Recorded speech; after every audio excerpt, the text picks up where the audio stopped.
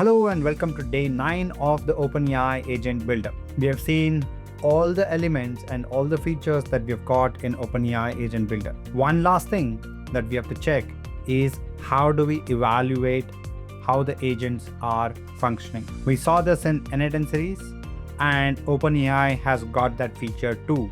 So let's quickly check how do we evaluate the output that we get from our agents. Let's get started.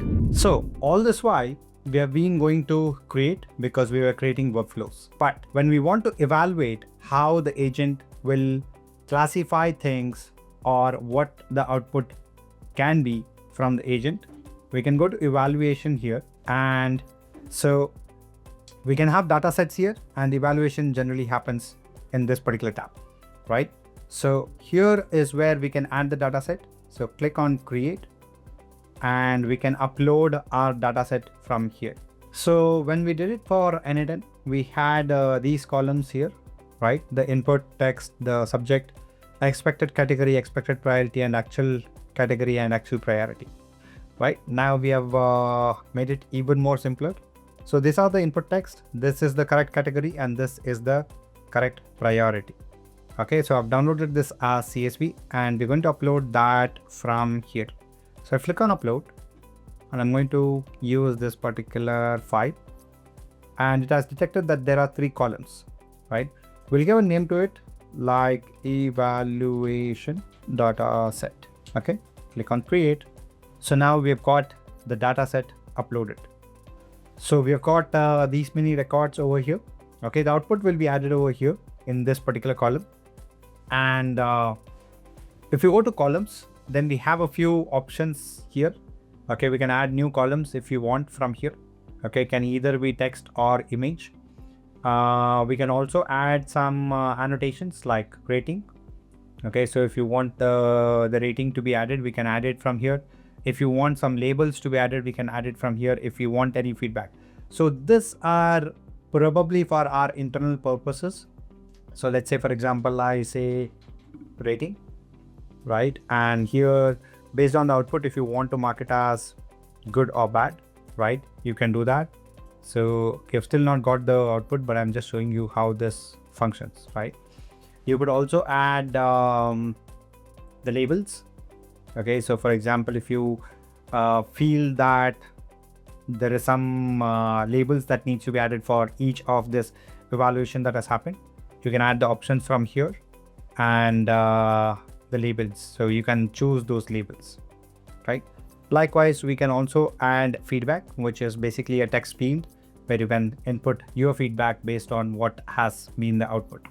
Okay, this maybe helps you when you export this, and you can use that to refine your prompts so that from next time onwards, the agent is actually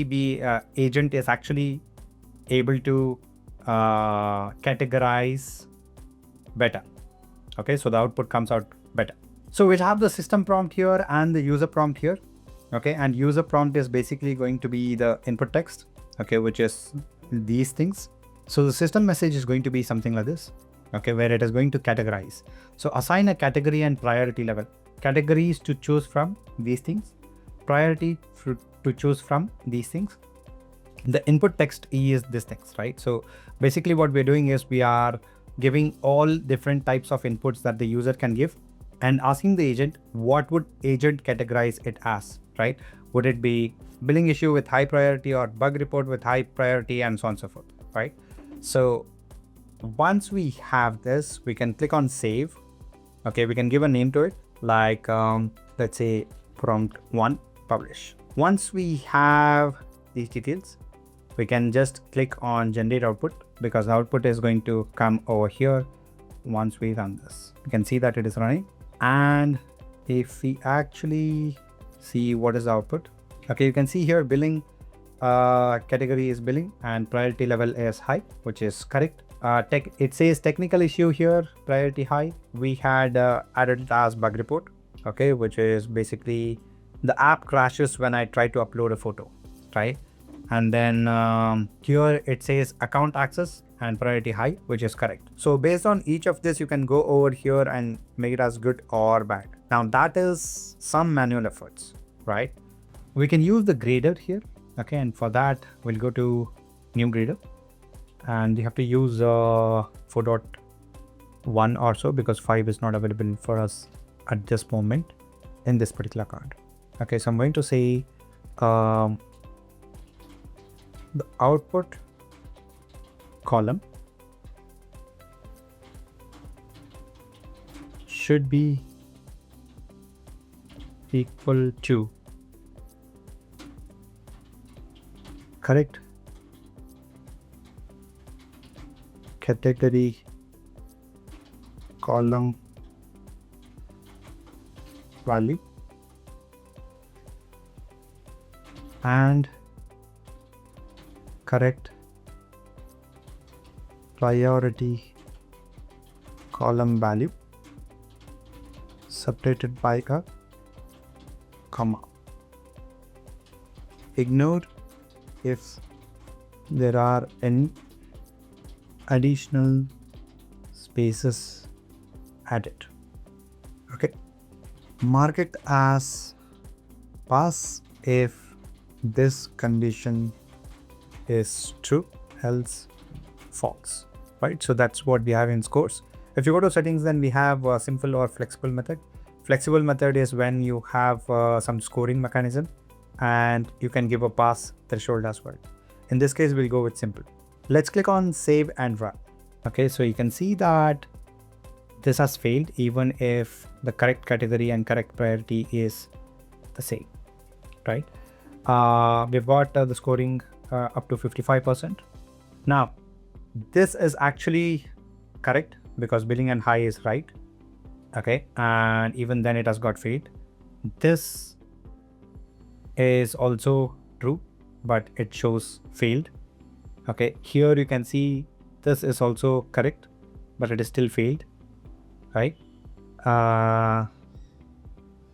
Shipping, password reset, and medium. This it has cleared it as pass, even though medium and high are actually not matching, right? So you can see that the output is not very accurate. Okay, and if we go to grader column, edit, okay, you can actually edit your prompt from here. You can also give some examples and so on and so forth. Okay, now one of the other things that you can do is you can export these things, okay, using this export method, and then use some Google Sheets formula to actually see if it is matching or not, and then get your own scores. Okay, unlike in n8n where we could add multiple columns and ask the agent to put it into multiple columns so that we can actually check if it is matching or not, here output will always be one column. Okay, you would also do that instead of two categorization, you could do one at a time and check if it is matching or not. Okay, that way you know whether category is getting the accurate value or priority is getting the accurate value, and basis that you can change your prompt. So that could also be done. Now, this is an evaluation which is done separately. But what if we want to check how the output is coming out in the workflow? How do we check that? So for that, let's click on save and leave. Now let's go to Agent Builder and let's take one of the agents that we had done before.